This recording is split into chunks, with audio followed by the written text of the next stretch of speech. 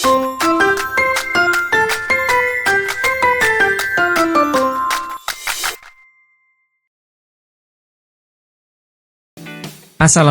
warahmatullahi wabarakatuh. Salam sejahtera bagi kita semua. Shalom, Om Swastiastu, Namo Buddhaya dan salam kebajikan.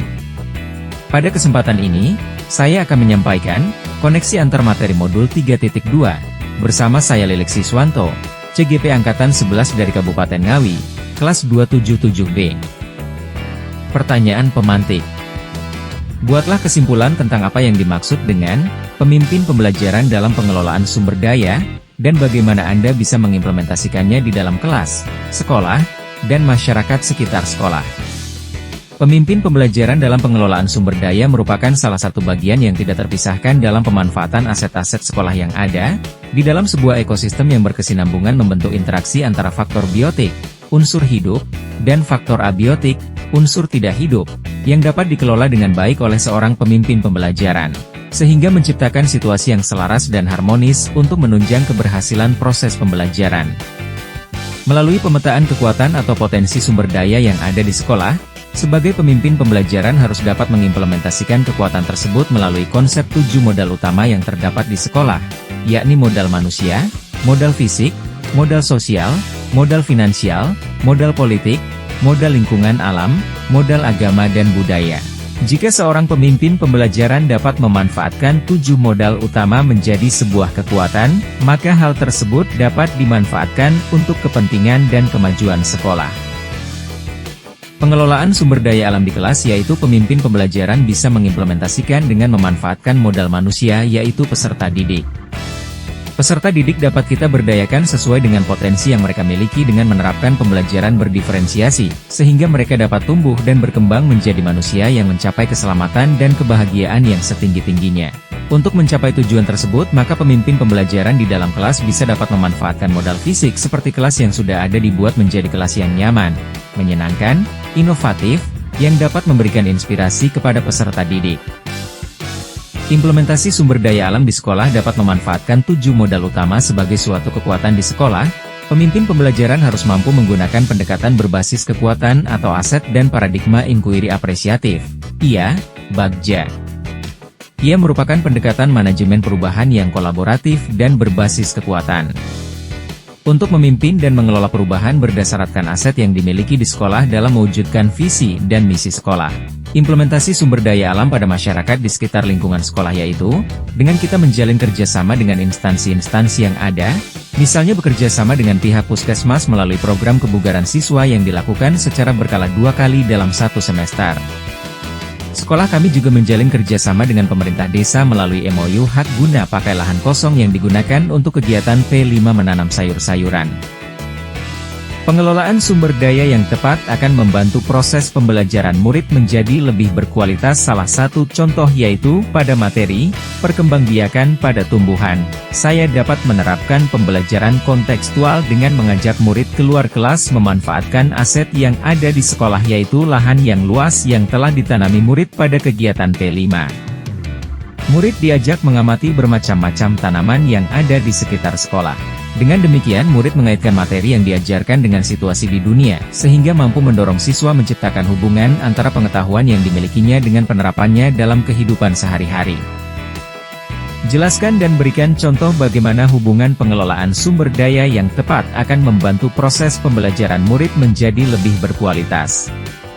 Pemimpin dalam pengelolaan sumber daya jika dikaitkan dengan modul 1.1 Filosofi Pendidikan Ki Hajar Dewantara yaitu, bahwa pengelolaan sumber daya alam yang ada seharusnya berpihak pada murid sehingga dapat mendukung tumbuh kembangnya potensi, bakat yang ada pada murid. Tugas kita sebagai pemimpin pembelajaran hanya menuntun segala kekuatan kodrat anak agar dapat mencapai keselamatan dan kebahagiaan yang setinggi-tingginya, baik sebagai manusia maupun sebagai anggota masyarakat dengan memanfaatkan sumber daya alam yang ada di sekolah.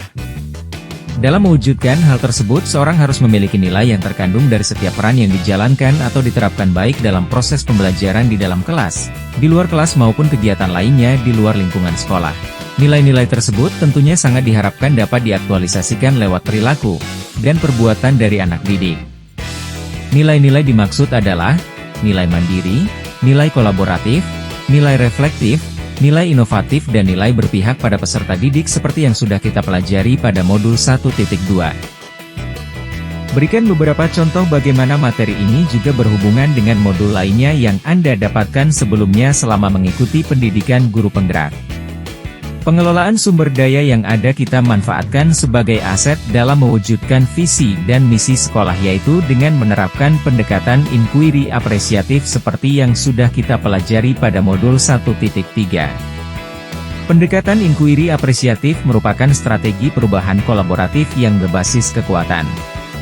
Inquiry apresiatif merupakan solusi strategi perubahan yang tidak dimiliki oleh pendekatan lainnya. Inquiry apresiatif mengaktualisasi potensi masing-masing individu dalam kelompok menjadi kekuatan yang luar biasa dalam melakukan perubahan. Bagja merupakan langkah-langkah yang mengikuti pendekatan inquiry apresiatif. Bagja terdiri dari B. Buat pertanyaan, A. Ambil pelajaran, G. Gali mimpi, J. Jabarkan rencana, dan A. Atur eksekusi. Langkah-langkah Bagja tersebut dapat kita terapkan dalam menentukan visi baik di dalam kelas maupun visi sekolah dengan memanfaatkan sumber daya aset yang ada di sekolah, baik itu aset biotik maupun abiotik. Visi yang diharapkan oleh pemerintah adalah mewujudkan profil pelajar Pancasila. Peserta didik yang memiliki profil pelajar Pancasila dapat diwujudkan melalui pembangunan potensi dan pembentukan karakter.